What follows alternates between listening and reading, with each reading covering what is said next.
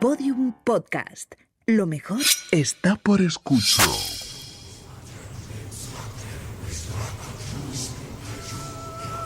Elena en el país de los horrores.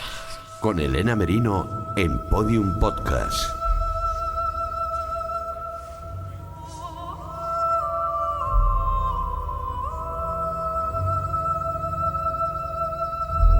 Hola mis queridos secuaces, ¿qué tal están? Bienvenidos a Elena en el país de los horrores. Halloween, Samhain, la noche de difuntos, todos los santos, días de muertos, todas esas festividades, cada uno con la que se identifique, ya han pasado de largo y al país de los horrores, que nos gustan todas, muertos, difuntos, santos, Halloween, este año el calendario pues no nos ha favorecido para que coincida el 31 de octubre o el 1 de noviembre, que es cuando se celebran, con el día que ponemos a disposición de ustedes un nuevo episodio del podcast. Y visto esto, pues en el país de los horrores hemos decidido declararnos en rebeldía contra la agenda y celebrar, a pesar de todo, nuestro propio especial de manera póstuma, que además pues parece muy apropiado, muy en sintonía con la fecha. ¿Qué quiero decir? Pues que hoy, que es 6 de noviembre, que ha pasado casi una semana, nosotros vamos a tener nuestro propio Halloween trasnochado. ¿Esto qué significa? Pues que hoy no vamos a hablar de víctimas ni de victimarios, sino de muerte, en general. Aparcamos la crónica negra y nos metemos en una oscuridad más densa, más tupida, más mística y misteriosa. La simbología de la muerte, las leyendas que anuncian muerte, el folclore, los temores, las criaturas del imaginario popular que toman fuerza estos días.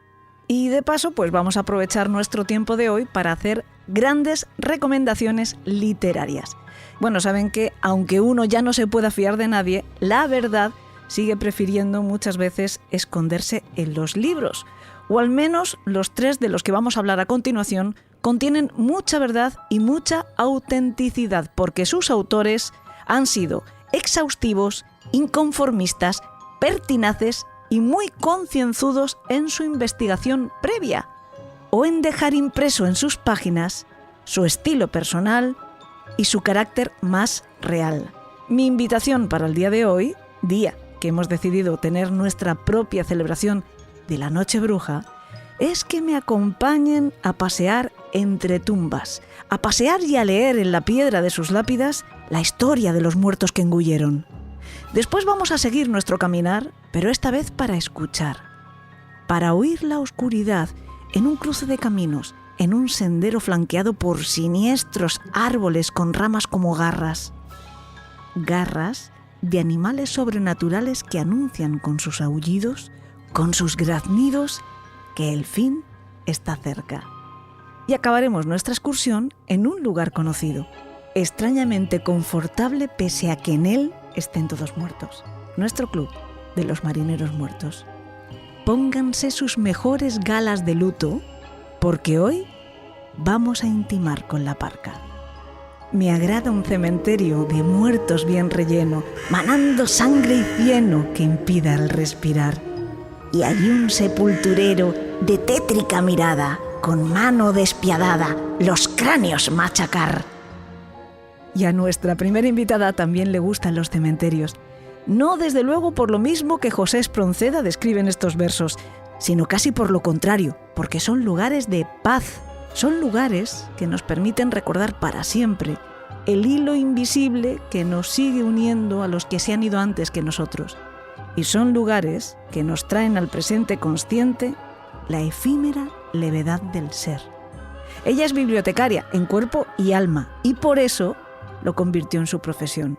Ha elaborado una joya para disfrutar sin complejos de nuestro espíritu victoriano y gótico, que yo estoy convencida que comparto con muchos de ustedes. La voz de los muertos, guía de símbolos olvidados de los cementerios. Ella es Fátima Elías.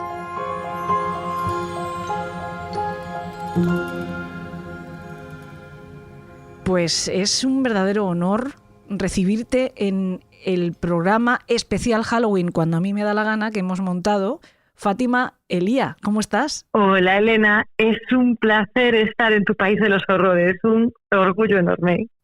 Yo te lo he dicho antes de empezar a grabar, pero lo repito aquí para que lo escuchen todos los secuaces y quede rubricado y firmado, que estoy fascinada con tu libro, Con la voz de los muertos, guía de símbolos olvidados de los cementerios, porque más que lo que dice el título que es, esto es un manual de mitología y es verdad que descifras muchos secretos de los camposantos que estamos muy acostumbrados a ver y que nos parece que son ornamentos y sin embargo nos están contando toda una historia.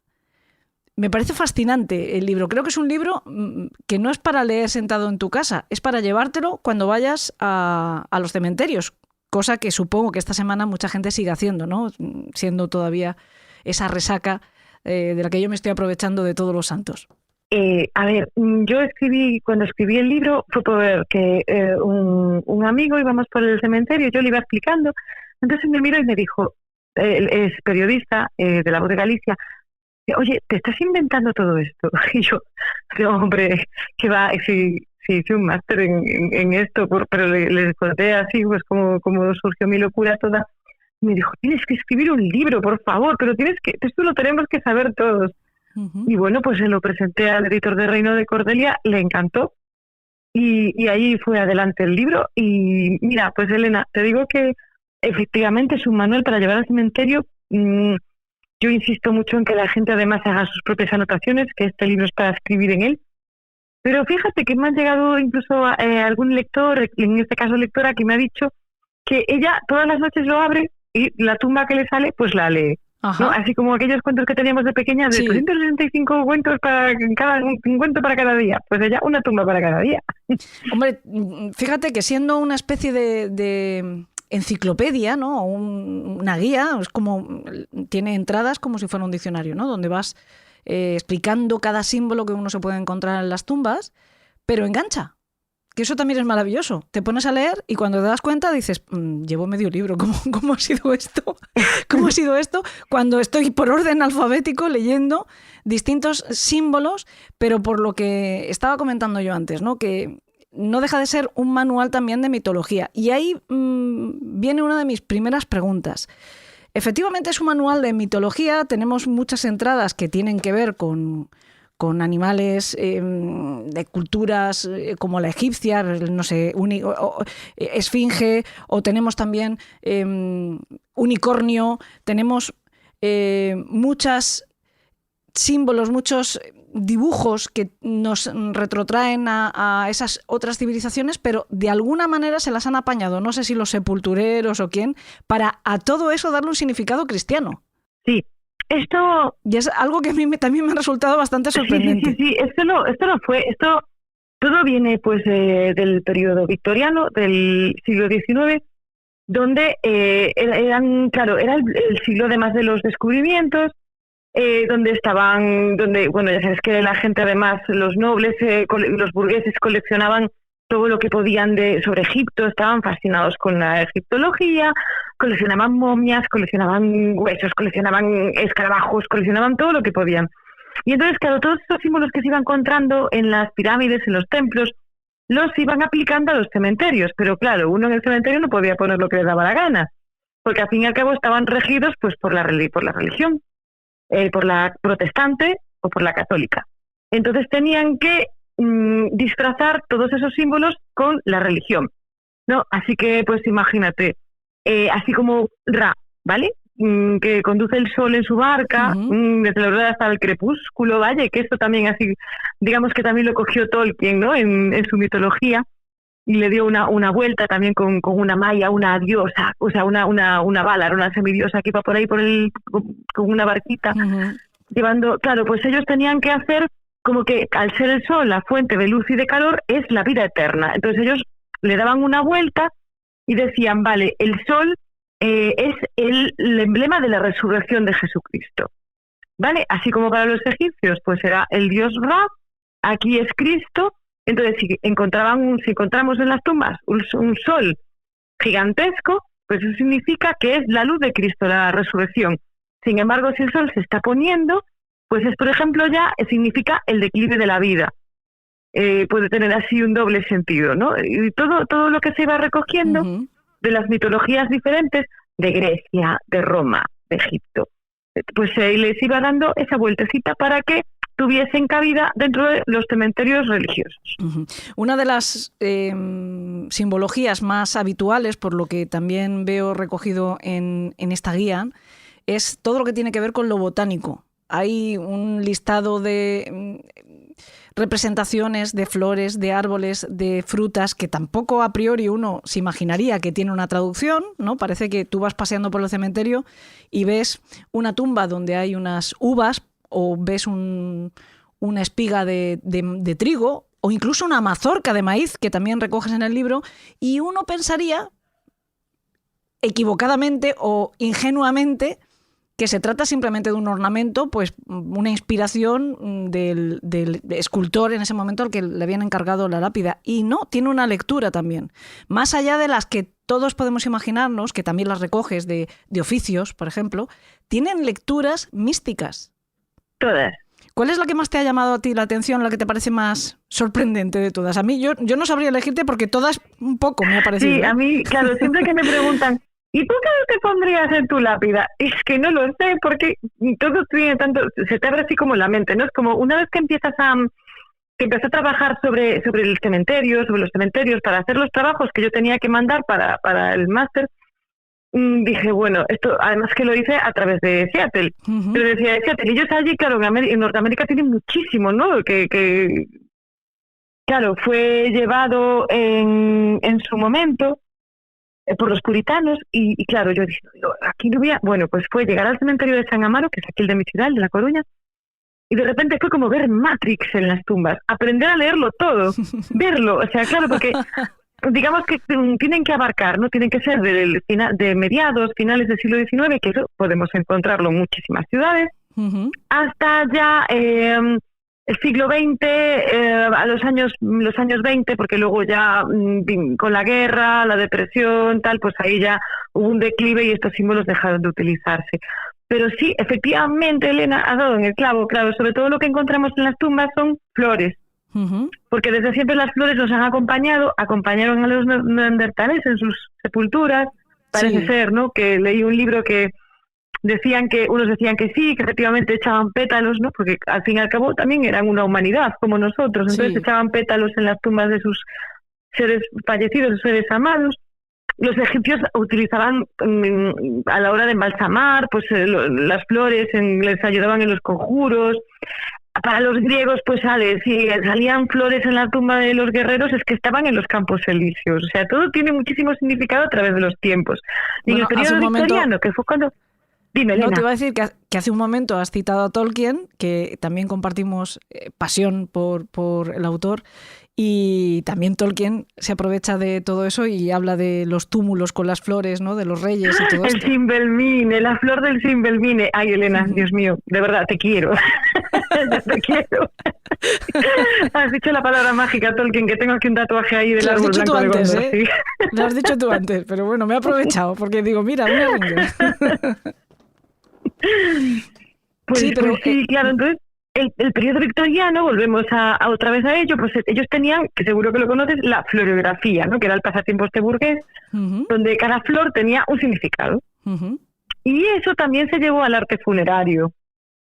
Entonces, claro, a cada flor se le asignaba pues algo relacionado con la florografía, pero que tenía que atravesar el filtro de la religión.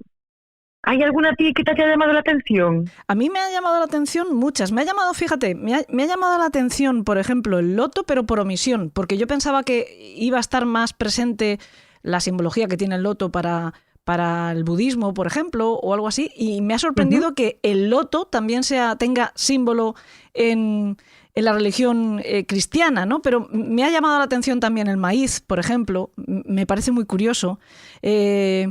Hay otros que parecen más evidentes. El sauce parece más evidente. El ciprés, porque el ciprés es lo que acompaña siempre a los cementerios, ¿no? Y esa lectura de la espiritualidad que el propio árbol evoca, ¿no? Por lo espigado que es, por lo alto que crece, por ese sonido que efectivamente también mencionas, ¿no? Del sonido que hace, parece que uno lo tiene como muy asumido en el arte funerario o presencialmente en los cementerios, ¿no?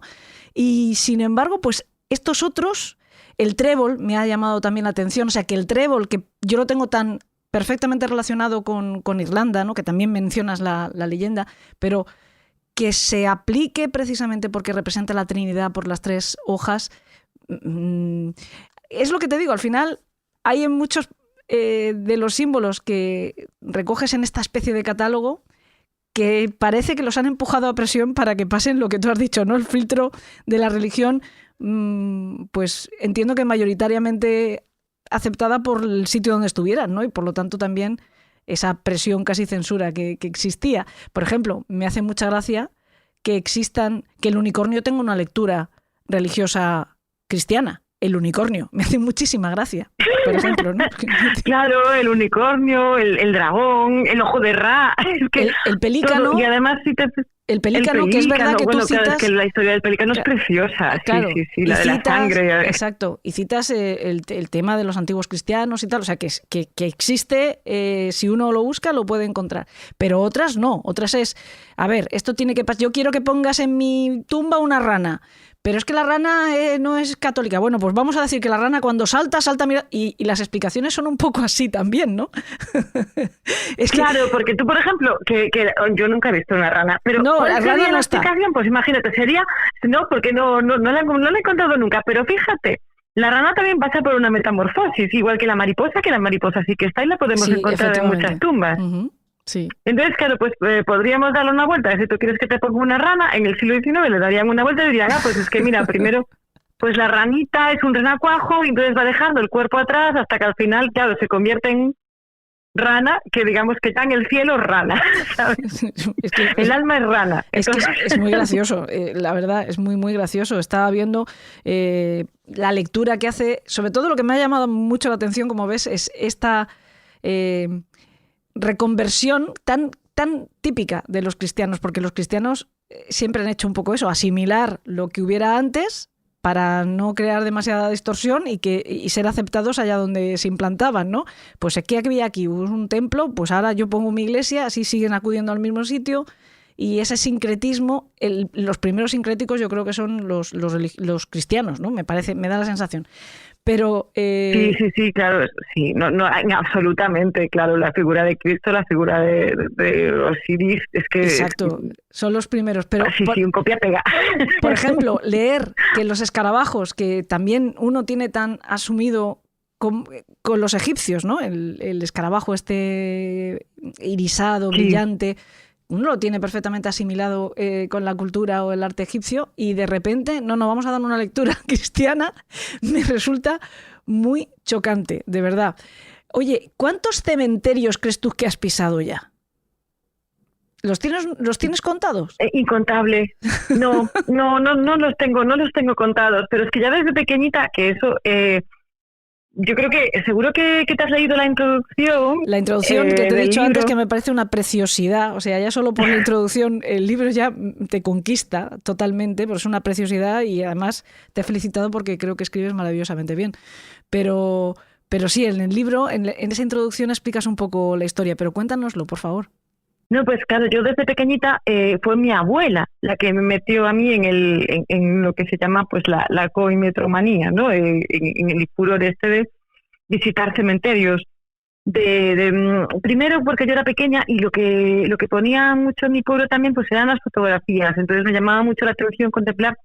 Yo, claro, de aquella evidentemente no tenía ni idea de lo que era la iconografía del arte funerario, pero sí que me fijaba en los rostros de la otra gente que me miraba desde el otro lado. Uh-huh. Y a partir de ahí, claro, yo siempre quería que me llevasen a los cementerios, ya desde chiquinina, ¿no? Entonces eso, pues me volví coimetromana total.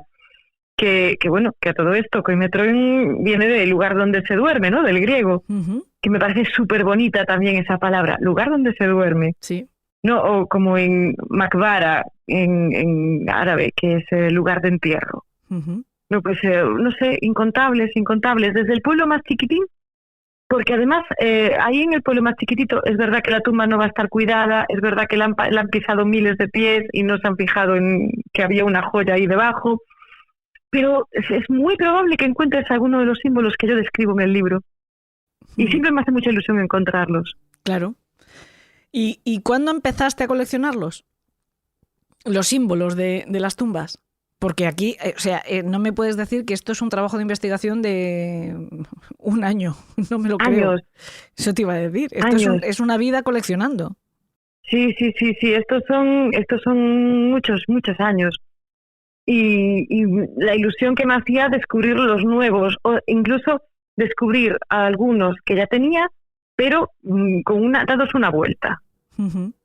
¿Sabes? Pues el búho encima de los libros, los libros, porque claro, todo esto dependía también, porque por contagio cultural habitualmente se iban, incluso ya aquí en el cementerio de San Amaro, uno ponía, pues imagínate, una rosa a la que le sale una rosita, una rosa pimpante a la que le sale una rosita, es que murió una mamá dando a luz y que la enterraron con su bebé. Uh-huh.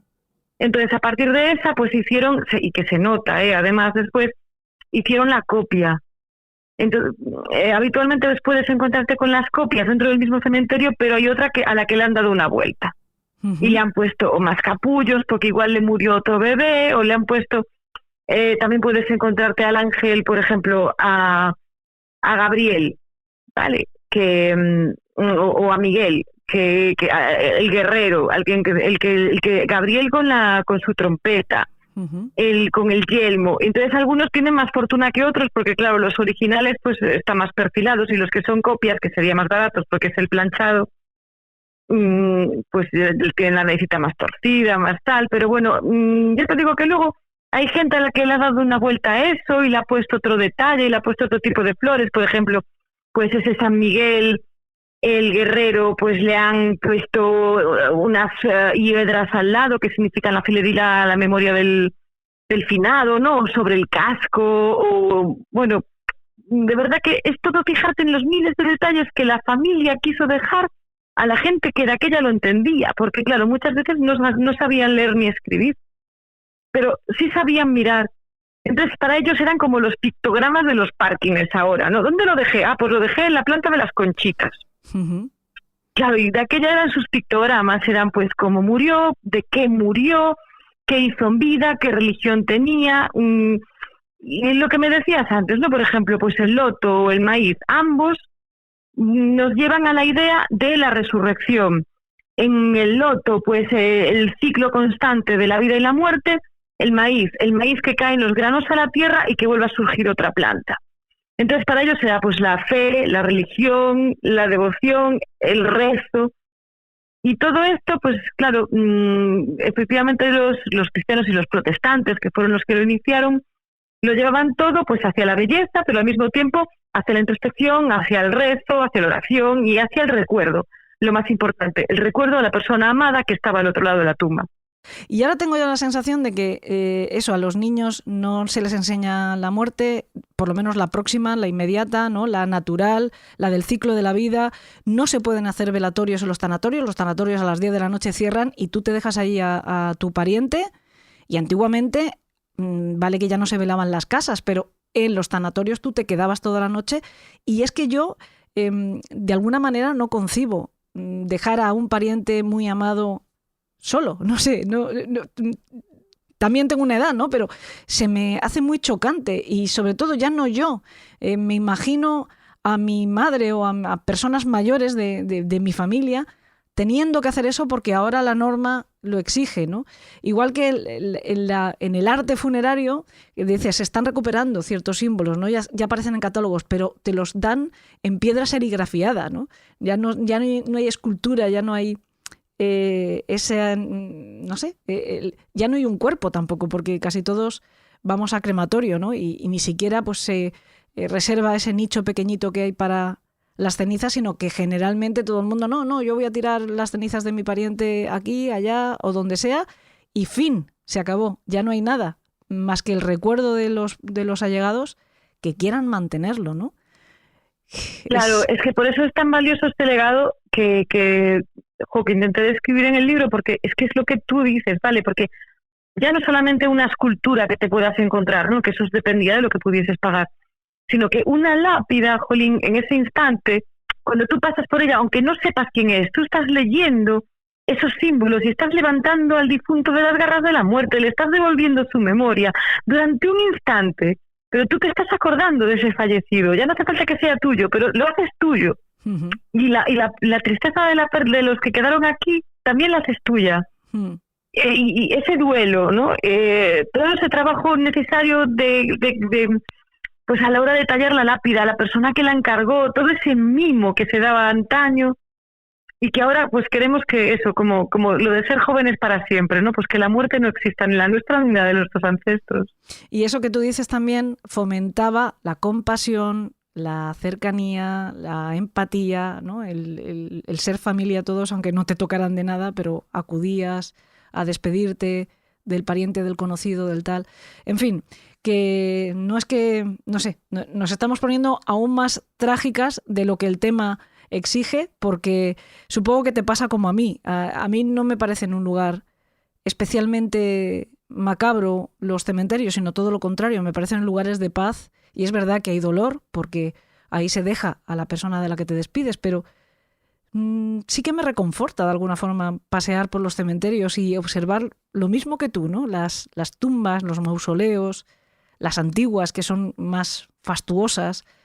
Una de las visitas que siempre procuro hacer también cuando voy de viaje es a los cementerios, pero es verdad que tengo la sensación de que fuera de nuestras fronteras esto se tiene más naturalizado, más cuidados, hay más cementerios realmente monumentales que en España, tengo la sensación, ¿no? O países más sí, muchísimo más. En Irlanda, por ejemplo, tú vas caminando y de repente miras a tu alrededor y dices que resulta que estoy en el cementerio, porque no hay ni valla, o sea, están integrados en el mismo camino que tú recorres pues por las afueras de la ciudad, pero sin separación, ¿no? De vivos y muertos. Ah, sí, claro, y en Alemania, por ejemplo, tienen carriles bici, o sea, se utilizan para hacer deporte, están integrados en la vida cotidiana de los alemanes, para llegar antes al trabajo, para hacer deporte, para que puedas sentarte un rato en la hierba, hombre, no a tomar el sol en bikini, porque, ¿sabes? Pues hay que mantener las formas, o sea, claro que sí. Pero sí que puedes tumbarte allí pues a pasar un rato leyendo. Yo lo he visto y me ha parecido maravilloso, precisamente pues para no desligarnos jamás de la muerte ni de los muertos. Aunque no sean nuestros, también lo son, porque somos una humanidad. También es un memento mori eso, ¿no? Por supuesto, es que hay que tenerlo, hay que ser conscientes, precisamente para disfrutar más. Y para salir en Halloween, cualquier fiesta, pues a darlo todo. Cualquier día de la semana a darlo todo en el trabajo por otra persona. Porque estamos aquí en un suspirín. Y mira, es que en Suecia vi, que me maravilló, en un cementerio al entrar, cómo había, tienes, igual que en cualquier cementerio de aquí, tienes unos instrumentos para mantener la tumba limpia. Pues tienes unas regaderas, tienes, pues, igual en algún cementerio tienes unas palanquitas para quitar las malas hierbas de las lápidas. Pues allí las había de colores para los niños. Fíjate. Más pequeñitos, además, ¿no? Eran de regaderitas de colores, pues eso para quitar las malas hierbas, rastrillitos. Y me pareció fascinante que el niño, la niña, colabore en la mantención de las tumbitas de sus ancestros. Es que, y aquí no, que éramos un país, pues eso, tan de nuestros muertos y lo estamos perdiendo. Es cierto. Te tengo que hacer dos preguntas casi obligadas, que a lo mejor estás harta de que te las hagan, pero es que yo no me puedo ir sin saberlo. Una es, de todos los cementerios que conoces, ¿cuál es el que más te ha gustado? Y la otra es, de todas las tumbas que conoces, ¿cuál es la que más se te ha quedado enganchada al corazón? Uf, madre mía. Es que ¿cuál es el cementerio que más me ha gustado? Es que he visto tantos cementerios maravillosos, monumentales, que me maravillan, ¿sabes? El de Barcelona es un espectáculo. Es que que te deja sin aliento al entrar, ¿no? Es una ciudad de los muertos, una necrópolis impresionante. Pero yo es que lo tengo debajo de casa. Es que vivo al lado del cementerio San Amaro, Elena. Al lado. ¿Sabes? Y está mi padre ahí y me tengo que quedar con él. Porque, mira, lo decía, creo que era Valle Inclán, el que decía que en Coruña no enterramos a nuestros muertos, los tiramos por la borda. Porque, claro, está linda con el Atlántico. Uh-huh. Y es un cementerio muy bonito y tiene muchos símbolos. Claro, cuando te decía antes que empezaba a hacer el máster y decía no voy a encontrar nada y de repente hay una explosión de imágenes y empiezas a encontrar otras tumbas, y cuando yo estaba trabajando con el carboncillo para rescatar las inscripciones antiguas, pues los muertos por la epidemia de cólera en determinados años, ¿sabes? En el siglo XIX, bueno, la espectacularidad que encontraba ahí, yo le tengo un cariño especial.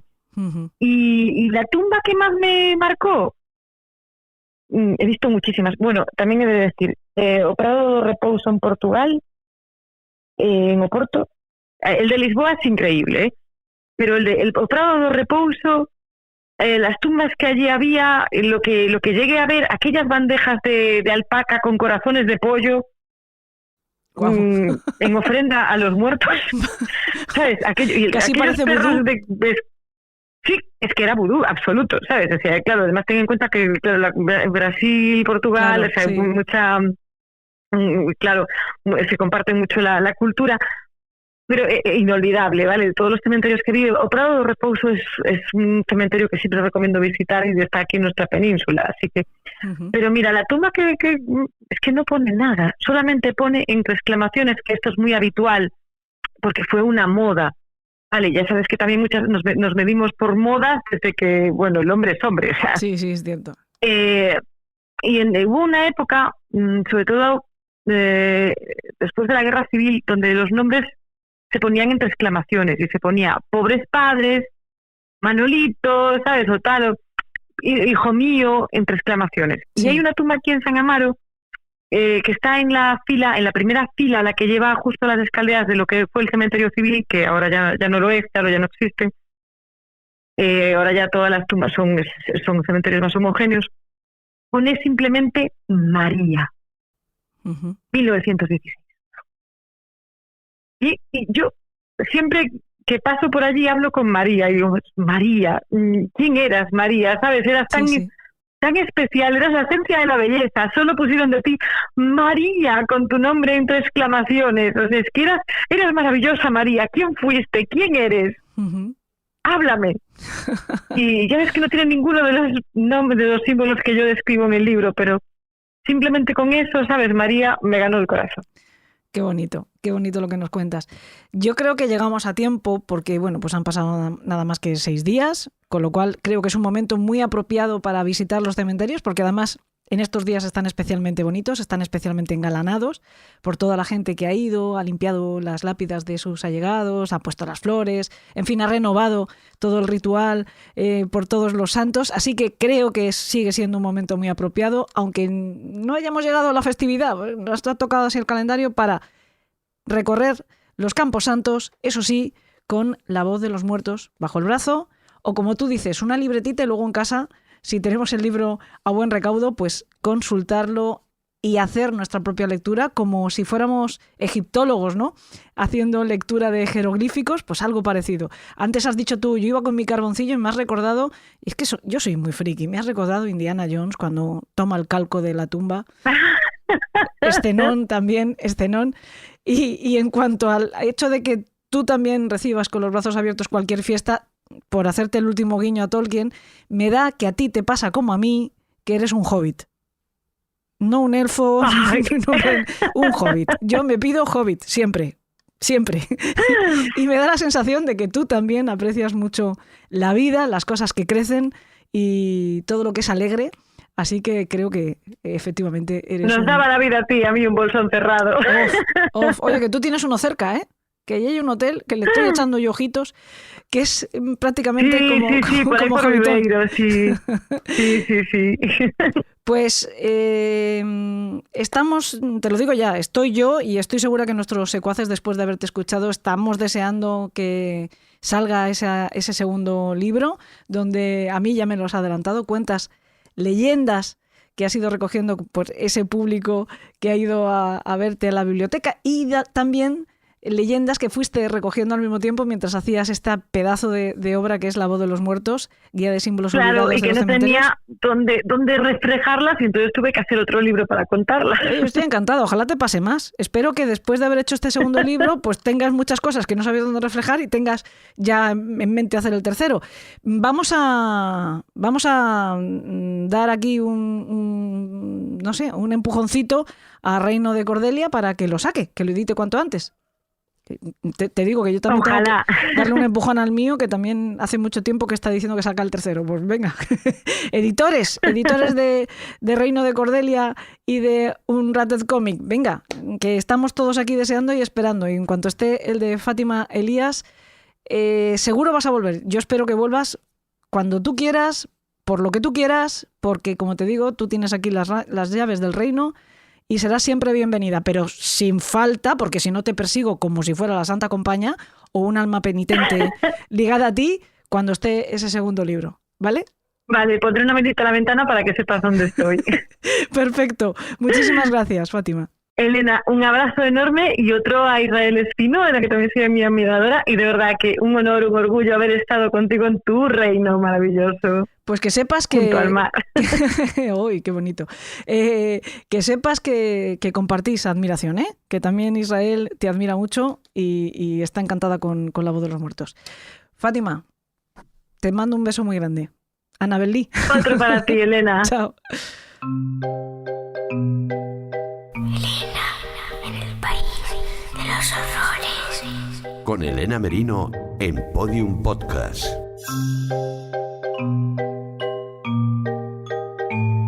Pues mis secuaces, que ya saben la ilusión que me hace siempre el traerles a personas queridas para el programa, para que los conozcan ellos también, se pueden hacer una idea de la enorme emoción que siento porque por fin nos visita en el Club de los Marineros Muertos uno de nuestros autores que más veces nos ha hecho removernos, ¿no? Un poco, casi como una batidora, porque sus cuentos son siempre escalofriantes. Juan Antonio de Blas. Los errores de Orrabín, también te conocemos así. ¿Cómo estás? Hola Elena, ¿qué tal? Muy bien, encantado y muy contento de que me hayas invitado a tu casa. Te iba a decir que, bueno, después de esta presentación, que para mí me llena de emoción, pero antes fuera de micro te lo decía, y es en serio, que es que vosotros me mandáis los cuentos y es verdad que rara vez os digo, oye, pasaros también para que sepan cómo sois, iba a decir, por dentro. En este contexto no está muy bien traído el por dentro, ¿verdad? No. Está, el destripamiento lo dejamos para otra ocasión. Justo conforme te lo iba a decir, han empezado a aparecer en mi mente escenas que he leído en tus cuentos. ¿De dónde sacas las ideas? Bueno, pues teniendo en consideración que en muchas ocasiones el encargo del cuento llega con, lógicamente, por motivos relacionados con la edición del programa y con la gestión de contenidos, llega con muy poco tiempo, pues a veces es una simple frase o me documento someramente en Google. Por ejemplo, el caso del último, ¿no? Dinamita Montilla, cuando me lo propusiste yo no sabía quién era. Luego ya busqué las imágenes en Google y automáticamente lo recordé, ¿no? Esa especie de mortadelo sifilítico, el aspecto que tiene el tío. Y ya cogí algún dato más, pero simplemente el nombre, Dinamita Montilla, como te dije, me encantaba, me parecía muy, muy sonoro y muy interesante. Y a partir de ahí me vino el título del relato, por ejemplo, en este caso, Por los aires, en relación con Dinamita Montilla, y ya está. O hay algún otro, hay uno que se titula From Hell's Kitchen. Tanto es así que la idea inicial surge de un juego de palabras que, por ejemplo, ahora mismo no recuerdo de qué va el relato. Así que está muy bien.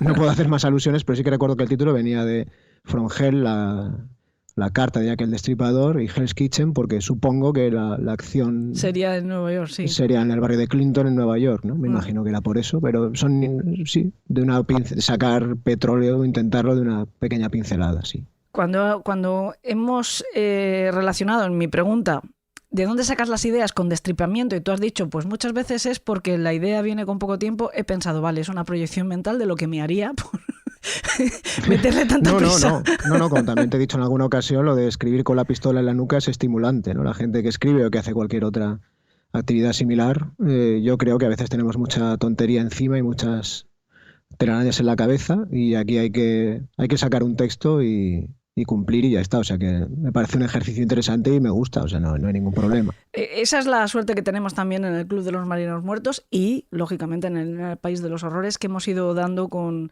autores que tenéis esa facilidad y esa afición también, ¿no? Porque el hecho de escribir relatos, en tu caso, es una afición, no es tu profesión directamente. Y, no, en y sin ningún embargo caso, tienes claro. un ritmo de producción bastante interesante, ¿no? Bueno, eso es lo que, perdón, eso es lo que puede parecer cuando respondo a tus requerimientos, pero en general y en relación con lo que acabo de decir es lo contrario. O sea, escribo muy despacio. No es que escriba muy despacio, sino que soy muy poco eficiente en cuanto a los procesos de escritura. Por ejemplo, voy corrigiendo a la vez que escribo, lo cual es un error que aparentemente nunca voy a corregir. Y luego reformulo lo que he escrito y, como he dicho antes, ¿no? Tenemos muchas tonterías en la cabeza. Lo que pasa que aquí el plazo es el que es y hay que cumplirlo. Pero en general no, soy lo contrario, soy bastante lento y poco eficiente. Uh-huh. ¿Desde cuándo escribes? O más específicamente, ¿desde cuándo escribes terror? Bueno, escribir en términos generales, no me acuerdo, pero más o menos desde siempre. Lo que pasa es que dejé de hacerlo y lo volví a retomar al cabo de muchos años, ¿no? Pero de adolescente y de chaval escribía cosas, algún guión de cómic para presentarlo a algún concurso. Escribía en un periódico local, en Soria, yo soy de Soria, aunque vivo en Zaragoza actualmente, y ahí con otra serie de enajenados pues escribíamos un suplemento cultural que naturalmente fue censurado y fuimos expulsados posteriormente. Y bueno, luego dejé de hacerlo por distintas razones. Y más adelante lo retomé con textos de no ficción, con manuales técnicos que tienen que ver con mi trabajo, y aprovechando las herramientas de edición para esos procesos de escritura y autopublicación de los libros, pues me pareció interesante y creativo. Hay que hacer cosas creativas, ¿no? Porque si no la vida es un coñazo. Es muy prosaica y gris. Entonces, pues, básicamente es por eso, ¿no? Es literatura de evasión, pero en este caso el que se evade soy yo. ¿Y algún otro género o siempre terror? Porque evadirte siempre en una dirección tan oscura... No, tengo alguna otra cosa. Lo que pasa que como digamos que la mayor parte de los textos pertenecen en mayor o menor medida o de manera tangencial a este género y sus subgéneros, que son prácticamente infinitos hoy en día, por lo visto. Sí. Es por Algunos eso, incluso es subgénero de terror que no da miedo. Es un subgénero bastante... Sí, ¿no? Todo eso absurdo. del cozy horror, cozy mystery, ¿no? Todo cómodo, ¿no? Todo confortable, digamos, en una traducción más exacta. A mí me parece bastante deleznable, pero es una opinión personal, ¿no? Me parece una contradicción irresoluble, que no puede ser, ¿no? Pasar miedo, pero no mucho, pues, no sé. Pero bueno, en cualquier caso, como digo, sí que hay algún texto que tiene que ver con otros planteamientos, pero no sé muy bien dónde meterlo, porque la mayoría de las cosas pertenecen, como digo, al... Tampoco es terror, o sea, en realidad, déjame decirte que en relación con esta primera antología, Adiós Martina, de la que estamos hablando hoy, cuando se lo di a los lectores cero, yo tenía la preocupación de que fuera demasiado humorístico, ¿no? Y no, la verdad que no. Entonces, la frontera entre los géneros a mí me parece que es saludable estarla siempre salvando, tener un pie en un género y otro fuera del género, por distintas razones, aunque entiendo que, claro, todo necesita llevar una etiqueta para saber en qué estantería ponerlo, pero más allá de eso. Y en cuanto a por qué terror, o vamos a decir historias oscuras, es porque los Errores de Horrabin, que has mencionado antes, era una iniciativa literaria que ya se ha extinguido, en la que la voluntad era juntar textos y cuentos de distintas personas simplemente por hacer algo creativo todos juntos, ¿no? Y el terror y sus subgéneros, seguramente es donde más temas y planteamientos y puntos de vista quepan, puesto que es modulable, ¿no? El nivel de violencia o de angustia a través de las letras que tú puedes plasmar es muy flexible y muy amplio. Básicamente es por eso, porque es divertido, porque es más fácil también provocar una reacción, ¿no? En ningún caso hay que ser inofensivo cuando uno escribe, creo yo. Me resulta muy difícil hacer una entrevista con una persona como tú, que escribes este tipo de relatos, sin caer en ciertas preguntas que son un poco tópicas, pero que no dejan de resultarme muy importante conocer la respuesta, ¿no?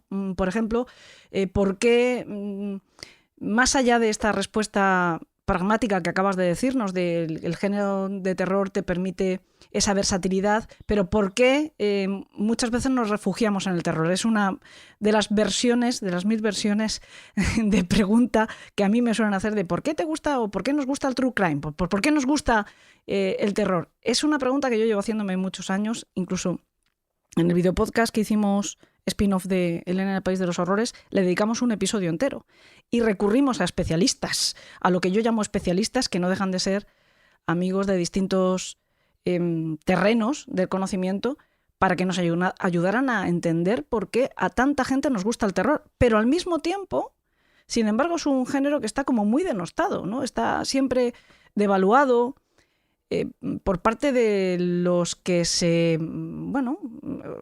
están elevados a los altares como grandes especialistas o críticos o tal, en literatura o en cine. El género de terror es siempre algo menor, algo de mero entretenimiento. No se puede hacer calidad en el terror, ¿no? Entonces, ¿tú por qué crees que al final sí es un refugio para muchos de nosotros? Y la siguiente pregunta es, ¿crees que se puede hacer literatura? Porque hoy estamos hablando de literatura, aunque yo siempre me voy mucho al terreno del cine o de la televisión, pero ¿crees que se puede hacer calidad, literatura con mayúsculas en el género de terror? Bueno, me has preguntado varias cosas.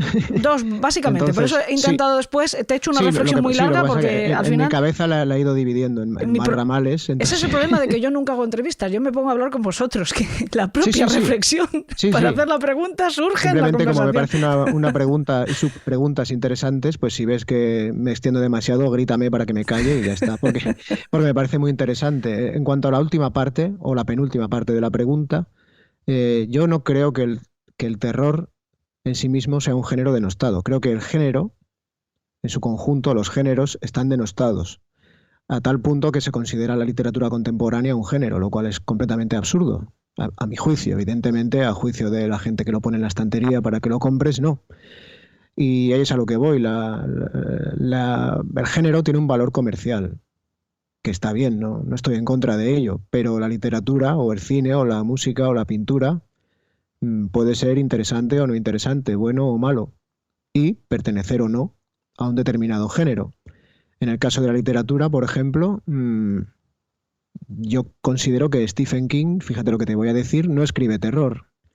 En términos generales, hay obras que sí, pero habla de otras muchas cosas. Habla de los problemas del americano medio de su época en Estados Unidos, habla de la infancia perdida, habla del extrañamiento de determinados arquetipos sociales, y ahí hay elementos de terror, pero en mi opinión, esa es en gran medida clave del éxito, que hay cosas puntuales que dan miedo, pero habla de otras cosas con las que el público se puede identificar. Y por otra parte, evidentemente esto es subjetivo. A mí el libro que más miedo me ha dado en mi vida es Meridiano de Sangre, de Cormac McCarthy, ¿no? Nadie diría que eso es terror. Supongo que es literatura contemporánea, o si me apuras, gótico sureño, ¿no? Que dicen algunos. Bueno, allá ellos. Yo simplemente creo que es literatura. Por lo tanto, independientemente del género, si uno acepta la etiqueta del género, que no tengo nada en contra, pues puede estar bien o puede estar mal, ser interesante o no serlo, y punto. Y en cuanto a la primera parte de la pregunta, que tú has definido como tópica, yo creo que no es tópica. La pregunta no es tópica porque aún no se ha respondido de forma satisfactoria. Entonces, a lo mejor las respuestas son tópicas, como supongo la que voy a emitir yo ahora, claro. Como tú has comentado, Hay un montón de explicaciones en este sentido, hay un montón de puntos de vista diferentes para analizar la cuestión. Probablemente todos tienen razón, entonces tampoco me voy a sumergir en esas disquisiciones porque ya se han dicho 1000 veces y son interesantes, pero ya lo sabemos, ¿no? Que si, por ejemplo, como montarse en una montaña rusa, ¿no? Cuando hablamos de sustos o lo que sería un jump scare en el cine, tiene que ver con vivir el peligro sabiendo que estás a salvo. Bien, es verdad, pero a mí lo más estimulante en este sentido me resulta...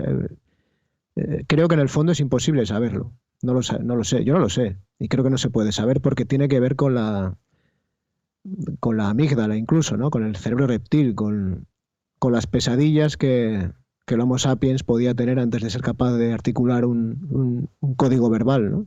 Porque todo pensamiento racional es verbal necesariamente, pero por eso miedo no es sinónimo de terror, no es sinónimo de horror, no es sinónimo de temor. El horror fundamental probablemente tiene que ver con razones atávicas que no somos capaces de descifrar, por suerte, porque eso lo hace mucho más interesante, al menos en mi opinión. No aspiro a tener la respuesta. Pues es la respuesta que he escuchado que más me ha gustado, te lo puedo garantizar, y que además creo que es y creo que es aplicable cuando te preguntan también por qué te gusta el fastidioso término de true crime, ¿no? ¿Por qué te gusta hablar o conocer temas de crímenes reales, ¿no? Y probablemente el hecho de que yo no haya encontrado nunca la respuesta que del todo me satisfaga se deba a que no existe la respuesta, que es lo que tú has dicho al final. Claro, ¿no? claro. Me parece la más honesta de las respuestas que he escuchado hasta ahora. Y yo no le he dado nunca. O sea que todas las respuestas que yo he dado cuando me han hecho la pregunta, señores, no ha sido honesta. Me voy a poner colorado. Es mal que no me ven. Bueno, seguir... Fíjate, me viene otra idea a la cabeza, ¿no? También en relación con lo que tú hablas de la crónica negra, tal vez tenga incluso, relacionándolo con el atavismo de este tipo de planteamientos acerca de por qué nos atrae, también puede tener un punto de cuento moral incluso, ¿no? Porque ¿qué es el morbo, ¿no? Cuando se escucha hablar de un asesinato, sobre todo a lo mejor de alguien, igual me estoy desbarrando, ¿no? Pero de alguien con quien nos identificamos, pero no ha cumplido con todos los códigos sociales y culturales que nos parecen válidos, y entonces a lo mejor como que inconscientemente algo ha hecho mal, ¿no? Nunca se va a verbalizar así, nunca se va a expresar en estos términos, pero podría ser, ¿no? Como yo estoy haciendo las cosas bien y por eso ese peligro nunca me va a alcanzar a mí, siempre es a otro y además a otro que no está cumpliendo con lo que la tribu demanda para poder sobrevivir en su conjunto, ¿no? Por ejemplo, se me acaba de ocurrir. No, y también me parece una reflexión bastante acertada, y algo que a mí me gusta pensar que hago con Elena en el País de los Horrores es poner un espejo delante de cada uno de nosotros, porque lo que tú acabas de decir, al final no deja de ser un juicio moral considerar a unos criminales y a otros no. Como el mismo acto, el mismo hecho, matar, puede ser algo positivo o negativo dependiendo de quién lo esté mirando. Si es un individuo el que asesina, por supuesto es malo, tal, pero si es el Estado el que asesina... O de quién lo cuente, más precisamente, ¿no? ¿Quién te lo cuenta? Pues es la clave. Efectivamente, ¿quién te lo cuenta y quién te lo argumenta incluso a priori? ¿Cómo argumentamos, por ejemplo, una pena de muerte? ¿No? Y llega a convencer masivamente a la gente o una guerra, ¿no? Y en la guerra hay muchísimos, infinidad de asesinatos. Muchas veces es la definición de una guerra, ¿no? Asesinatos para todos. Exacto. Yo he llegado a pensar a veces que el País de los Horrores, comparado con la realidad del mundo, es casi un reducto de paz, ¿no? Es una especie de burladero donde, bueno, aquí controlamos el mal que nos rodea, ¿no? Aunque se llame horrores, ojo, que fuera igual hay más y peor, ¿no? Déjame decirte en ese sentido, con lo que tú has comentado antes, de dónde saco las ideas, cuando a menudo a posteriori me documento acerca de los cuentos que escribo para tu programa, pasan cosas que a mí no se me ocurrirían, ¿no? O que si se me ocurrieran tendría que descartarlos porque serían inverosímiles por lo exagerado. Sí, y ocurren todos los días y bueno, ¿qué te voy a contar a ti, no? Bueno, antes de abandonar el tema de los géneros, también me gustaría que enlaza muy bien, porque tú lo has mencionado además, con el libro del que vamos a hablar, que todavía apenas hemos hablado. Has mencionado tú mínimamente, pero me gustaría que entráramos a comentar un poco sobre Adiós Martina. Has mencionado que en ese libro, por ejemplo, temías que hubiera demasiadas pinceladas de humor, que resultara quizá excesivamente cómico, alejándose, por lo tanto, a lo mejor de la primera intención, que era provocar el escalofrío, ¿no? Más que nada porque Adiós Martina se llama Adiós Martina, está dentro de la colección Relatos Cruentos y, al menos en Amazon, aparece con la frase promocional o de seducción para llamar a nuevos lectores de relatos cruentos que huelen a sangre derramada.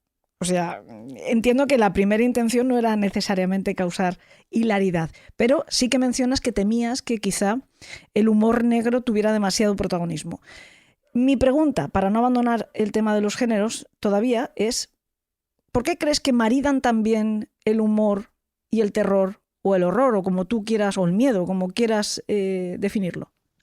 Pues vuelvo a mi reflexión inicial. Creo que tiene que ver con los aspectos irracionales del asunto. De hecho, una reacción bastante frecuente a un impacto emocional súbito y de intensidad suficiente suele ser reírse.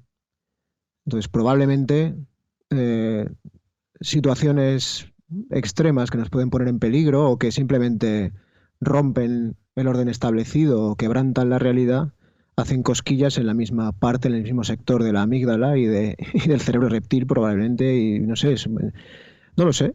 Pero creo que está muy relacionado, ¿no? El humor, tal vez no tanto con el terror una vez más elaborado, una vez desplegado en un texto o en una película, pero con la reacción inicial, perdón, con la reacción inicial de sacarnos de nuestras coordenadas y de lo que consideramos, de forma errónea probablemente, que es la realidad, son reacciones gemelas. Entonces supongo que tiene que ver con eso, sí. Yo creo que marida muy bien con todas las reacciones que son explosivas o incontrolables, porque si lo pensamos también, parece que el terror marida muy bien con lo erótico, ¿no? Y con todo lo que no puede uno reprimir o tiene que hacer un gran esfuerzo para reprimir, la risa, el impulso erótico, el terror, todo eso parece que encajan bastante bien, quizá porque lo que tú estás mencionando, porque tiene algo que ver con lo básico, con la esencia, ¿no? de las personas. Yo pienso, se me viene el ejemplo a la cabeza, tantas veces he escuchado y que a lo mejor incluso hemos experimentado, de que tú estás en un funeral, en un ambiente sombrío, funesto y nunca mejor dicho, y te da un ataque de risa. Esto es muy típico también, ¿no? Claro. O en tantas películas que vemos que después de un funeral hay un momento de acción erótica, ¿no? Porque parece que también está a flor de piel las emociones, ¿no? Y por lo tanto es fácil que unas lleven a otras, aunque sean en extremos opuestos. Hay conductos, claro, ¿no? que las comunican. Sí, es que estos mecanismos, en último término, no dejan de ser herramientas de análisis de nuestra propia naturaleza, ¿no? De la cual desconocemos una gran cantidad de cosas, ¿no? Entonces, sí, es interesante, pero en un momento determinado, tal vez lo más importante es qué ocurre, más allá del hecho de por qué. Y en mi caso, claro, estoy en el otro lado. Los rasgos o las pinceladas de humor en un momento determinado, ya sea por parte de un narrador que desprecia a un personaje, como es el caso del relato que me preocupaba en esta antología, por este motivo, o un personaje que gasta una broma a otro, surge de forma más o menos natural, ¿no? Y luego a la hora de a lo mejor plantearme quitarlo, probablemente siempre lo dejo porque sucedería en una situación análoga en la llamada realidad, ¿no? O yo creo que podría suceder. Entonces, siempre queda el miedo de lo quito. Si lo quito, ya no está este pequeño matiz de humor en la receta, pero a lo mejor la receta se desinfla un poco.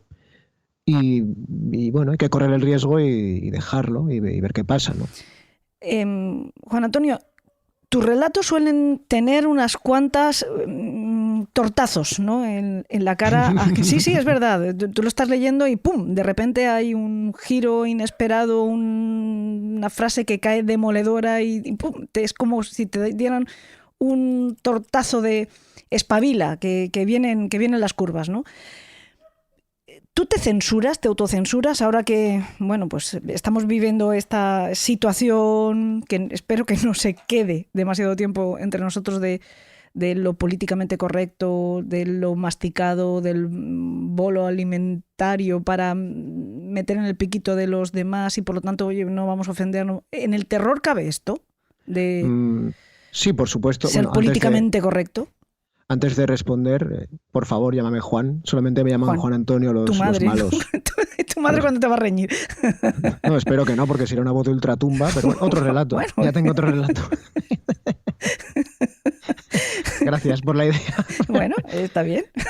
Bueno, contestando a tu pregunta, yo odio lo políticamente correcto. Me parece, creo que fue, no recuerdo la literalidad de las palabras, pero creo que fue John Cleese el que dijo que lo políticamente correcto era la muerte del espíritu crítico. Uh-huh.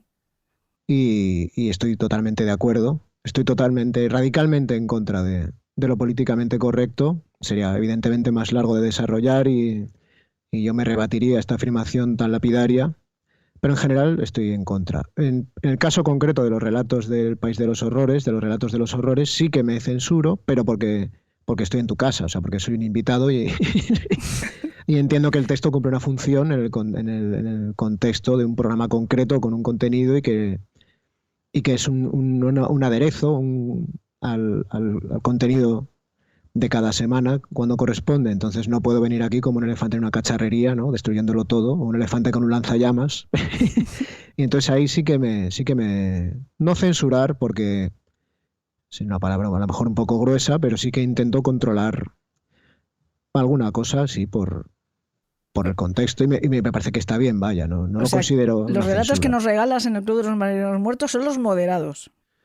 No exactamente moderados, pero sí que si hay a lo mejor violencia demasiado explícita o se tocan temas que a ti te pueden traer un problema, porque yo luego me voy y punto, ¿no? O sea, ya acaba el programa y fuera, pero por ejemplo tú tienes una exposición pública mayor y a lo mejor si, yo qué sé, en este último relato, pongo el ejemplo del último relato porque es el que más me acuerdo, evidentemente, pues, bueno, ya lo has leído, cuando emerge una niña de las llamas y no sé qué, que hay un incendio, pues si empiezo a decir ahí ciertas cosas, luego te va a repercutir a ti y no es necesario para la función que cumple el relato en ese momento, ¿no? Si luego lo publico por otra parte, entonces ya seguramente, no lo sé, lo repasaría y si considero que le falta chicha, por así decir, se lo podría añadir o no.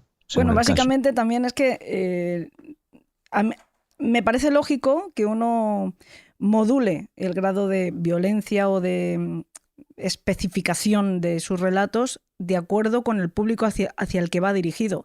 En nuestro caso no pueden elegir, nosotros no podemos advertir porque está dentro del contexto de un programa, ¿no? Es una sección dentro, pero entiendo que si después tú haces una recopilación como Adiós Martina, con 8 relatos, bueno, pues ahí sí que cada uno es libre de elegirlo o no. No vas a engañar a nadie, ¿no? Nadie se va a llevar la sorpresa que al volver la esquina se va a encontrar con la gran explosión de violencia o de lo que te pida en ese momento el relato que tú desarrolles, ¿no? Entiendo que es más eso, más que una autocensura, es simplemente adaptarte a una audiencia. Es respeto en este caso a tu programa, quiero decir que yo no. Si yo escribo un libro, una antología o publico en redes sociales textos, es lo que es, soy yo y es lo que es. Exacto. Pero si estoy en casa de otra persona, evidentemente es como si me invitas a comer a tu casa y yo llego en pelotas y empiezo a tirar cosas al suelo. Oye, por favor, dime que lo harás y te invito mañana mismo, que puede ser muy divertido. Puedo invitar a más gente, ¿no?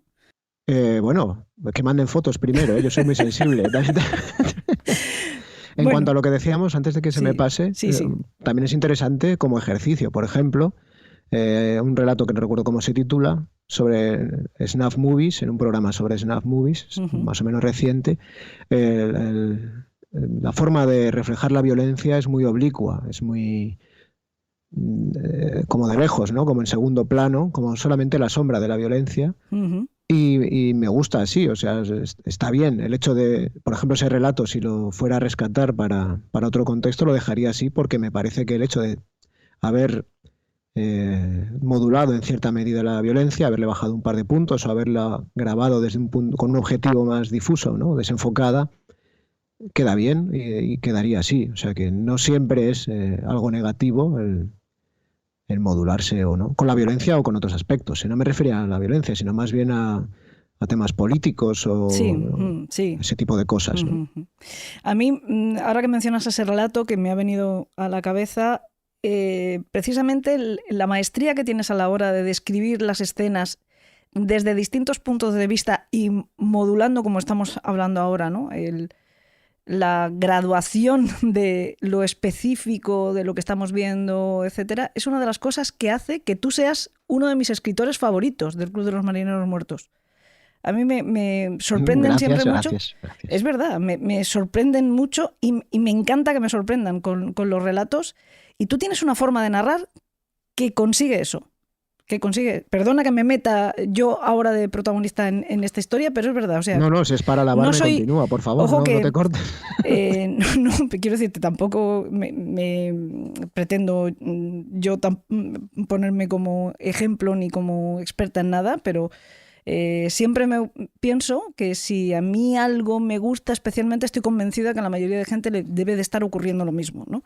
A mí, sinceramente, me gustan todos los escritores que tenemos en el Club de los Marineros Muertos, por no decir que estoy plenamente enamorada de todos vosotros, ¿no?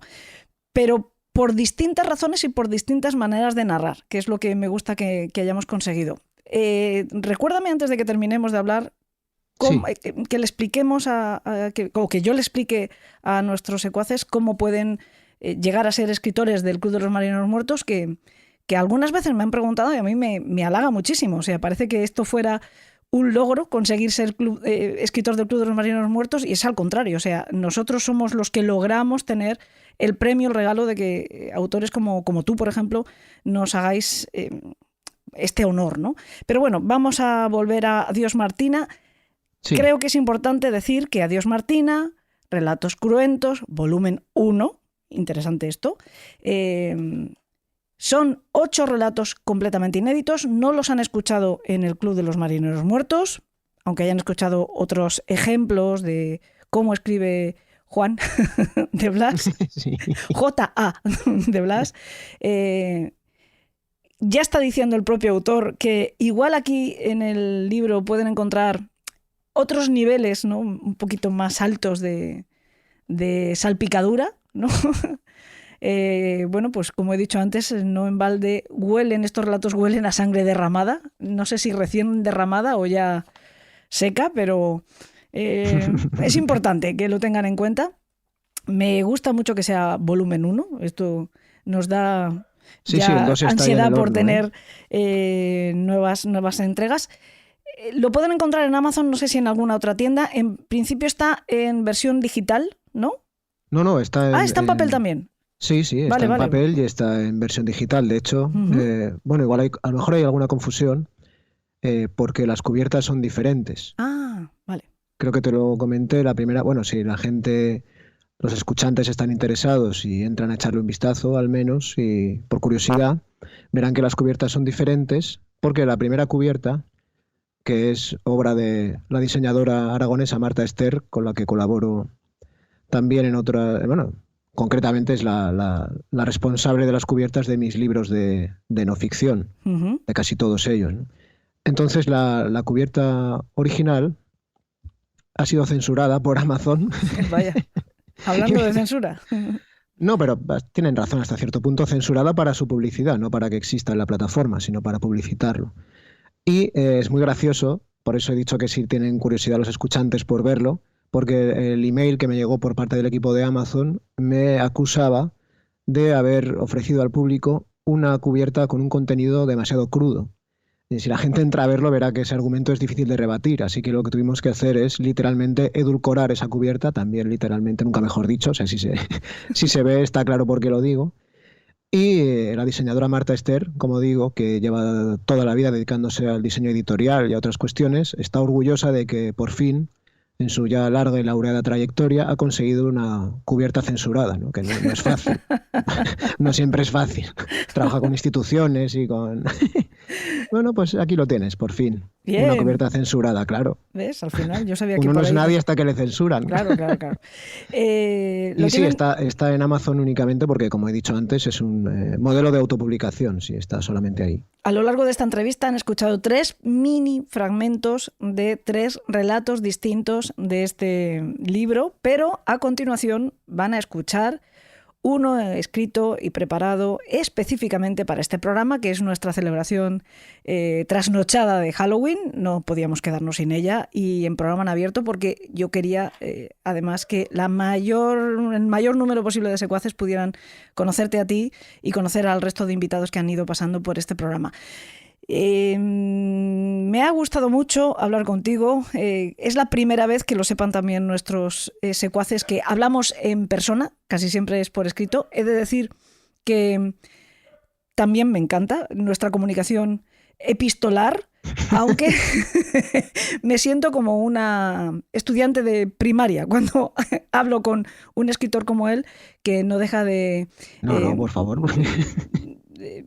chorrear su talento, qué expresión tan gráfica también. Sí, soy muy de chorrear, sí, efectivamente. Por mail, o sea, no pasa nada. Sus cartas son Seguro también que me invitas a comer mañana.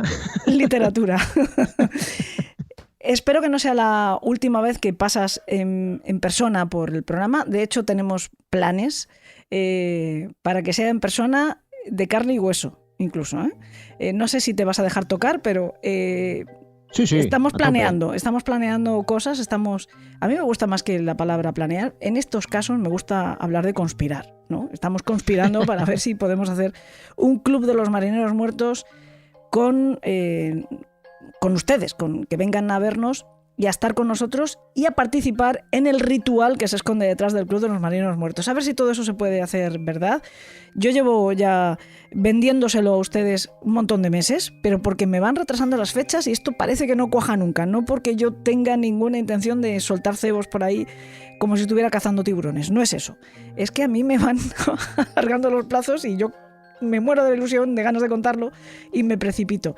En cualquier caso, que no será la última vez que escuchemos la voz de Juan de Blas, y por supuesto vamos a disfrutar muchísimo más de su arte. Así que muchísimas gracias. Al contrario, a ti por invitarme, un placer, y un saludo a todos los escuchantes, claro.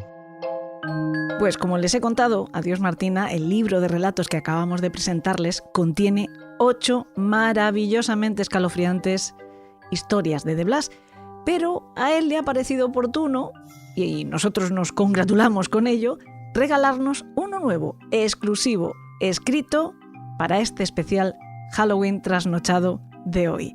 Una revisión, digamos, con un toque de mestizaje del festejo. Se titula Labios febriles.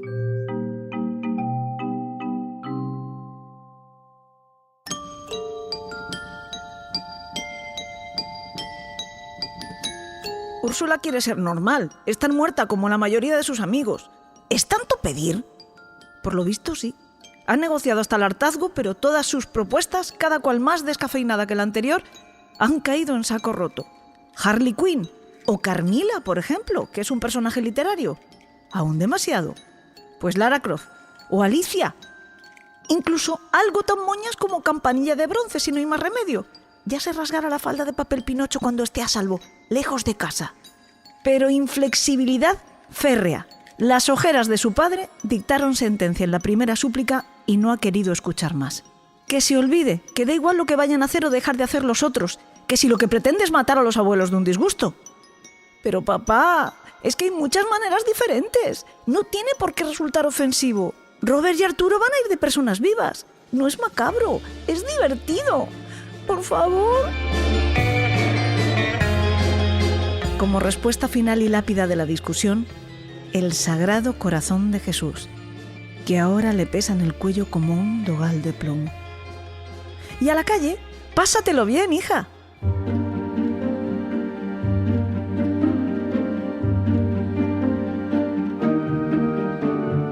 El corazón, préstamo de la abuela, vuelve dorada la luz de las farolas, pero está frío, pringoso por la emulsión de crema hidratante y sudor ancestral.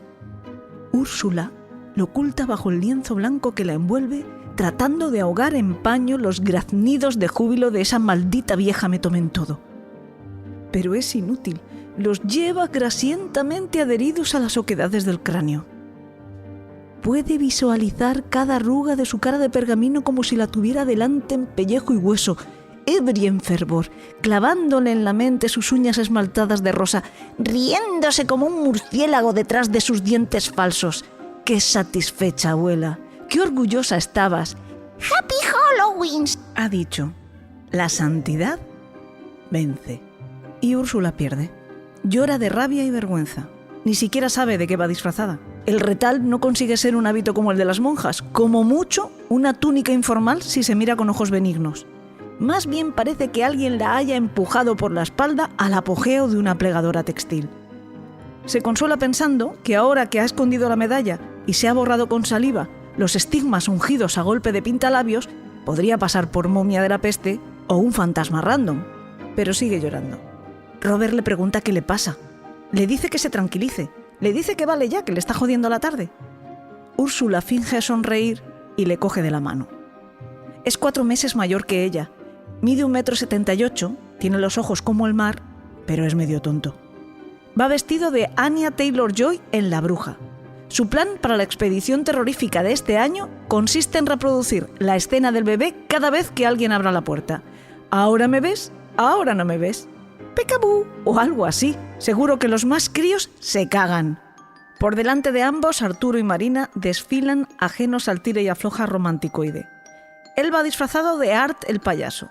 Persigue a su antinovia como un bailarín esclerótico. Le bufa, extiende hacia su nuca garras imaginarias. La víctima aminora la marcha. Se deja cazar para poder mofarse de cerca. Un payaso, pequeño Art. Solo da miedo hasta que alguien 100% auténtico le corta los brazos, los cuece y se los hace comer. El chaval interpreta un mohín y se pinta una lágrima negra deslizando el maquillaje. Vlad Draculea, Sandokan, si Marina hubiera hecho caso a la etiqueta del disfraz robado esta misma mañana, arquea una ceja imperial. Palmea la espalda curvada de su bufón, le pasa al vapeador, se adentra majestuoso y sanguinario en este crepúsculo de algodón de azúcar. A 6 pasos de distancia, el frío arrecia. Las sombras menguantes de las cosas inquietan a Úrsula. Ve cómo la tela negra de los pijamas anónimos que corretean pintarrajeados por los jardines de la urbanización se están disolviendo con la última luz de la tarde. Ya solo puede distinguir la blancura borrosa de una jauría de esqueletos dementes. Bailan y gritan. Conjuran rostros descompuestos que surgen flotando de los setos para unirse al claroscuro. Todas las palomas son cuervos. El mundo, espectro de sí mismo. ¿De verdad vas a pasarte toda la tarde así?, gruñe Robert. Úrsula calla. Busca el corazón de Jesús y lo aprieta como si tratara de hundírselo en la carne y fundirlo con el suyo. Lo siente helado. El viento, tan frío como el corazón, le asperja en la cara gotículas ácidas de una carcajada podrida. ¿Robert? Ya no está. ¡Pecabú! Camina lejos con los otros y ninguno tiene sombra. Entonces, ¿por qué aún puede sentir el tacto familiar de su mano? ¿Por qué le aplica tanta rudeza a lo que debería de ser una caricia? ¿Por qué le está haciendo daño? Úrsula sufre, igual que Águeda. Y la niña se ve dentro de otra, no mucho mayor pero ya madura, estragada hace siglos. Atada boca abajo en una columna, la sangre dilata el miedo en las venas y las tenazas de hierro aplastado arrancando sus pechos de cuajo para servirlos en bandeja y arrastrada por un reguero de brasas rojas hasta el desgarro candente, la ceniza quemándole los párpados cerrados. Igual que Cristina. Su carne se deshace en la tina de aceite hirviendo manchando de sebo espumoso las paredes y 1000 víboras la besan al mismo tiempo, ensalivan cada centímetro de su piel. Humedecen sus rincones secretos con 1000 lenguas bifurcadas. Silban, se retuercen, cambian la sangre por veneno. Y la piedra amarrada al cuello que la arrastra al légamo insondable. El grito abisal se invierte. Se abre hacia adentro para hincharle con el agua emponzoñada por los pecados de toda Bolsena. Igual que Bárbara. El potro le parte los hombros como si fueran ramas secas. desyema los fémures y los deja colgando de 2 tendones yertos. Y el rastrillo se clava en su espalda y en su vientre como un mordisco de Dios. Las 13 puntas se hunden profundo hasta agrietar el hueso. Tiran de la carne, la arrancan, la escupen sobre lajas ruborizadas de sangre virginal. Y la insidia de los añicos blancos, las piezas más bellas estirpadas del palacio y molidas para destrozarle el cuerpo como una plaga carnívora. Miles de laceraciones ínfimas, un tapiz de dolor que no puede borrarse. Y balbuce clemencia. ¡Basta ya! ¡Seré su esposa! Pero un tajo ancho y seco en el cuello. La cabeza desmelenada, todavía boquiabierta, mira a su padre. Mira al mandoble. No ve nada en el cielo. Úrsula se estremece y regocija. Padece los brutales martirios con templanzas idénticas porque todos los sufrimientos son el mismo. Todas las sangres dan testimonio de la misma fe. Fuera del éxtasis, la noche ya ha terminado de cerrarse sobre las calles cada vez más agitadas. El reflejo lacrimoso de la luna delata costuras en los monstruos. Lo único que hay son niños jugando. Intentan adivinar por instinto el verdadero rostro del miedo a través de la deformación de sus propios rasgos. Tela, papel, risas de colores, no van a superar el mero ensayo. Es imposible que lleguen siquiera a intuir en qué consiste el horror. Ella, en cambio, lo abraza con pasión. Camina sola por la acera como una estrella errabunda. Los demás se han escindido y ahora forman parte de la oscuridad azulada. ¡Qué pequeño es Robert! Hay una cancela abierta, 3 escalones de granito, una puerta iluminada. Abre la mano y libera el corazón de Jesús. Lo mira caer hasta el límite de oro que lo encadena. En la palma lívida, una herida pulsante orlada por el contorno ensangrentado de la medalla. Escuece mucho. Es hermosa.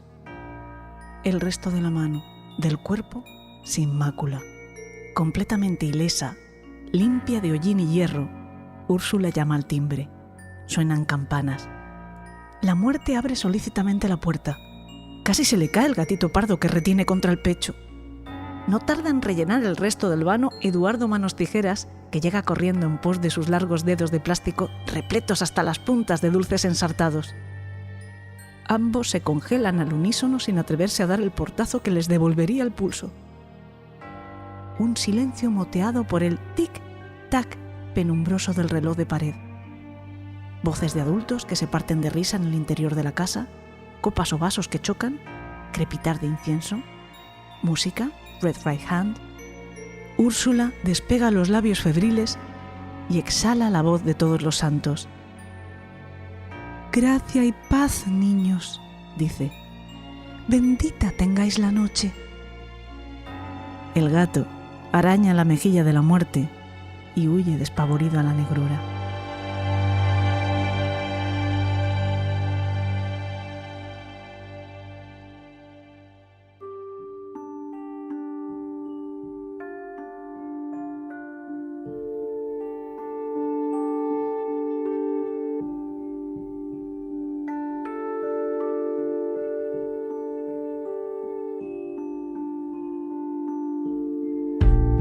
Y ahora sí, con el espíritu siniestro que llevo dentro, saciado y satisfecho hasta el próximo Día de Difuntos, o siendo estrictamente realistas, hasta la semana que viene, nos vamos.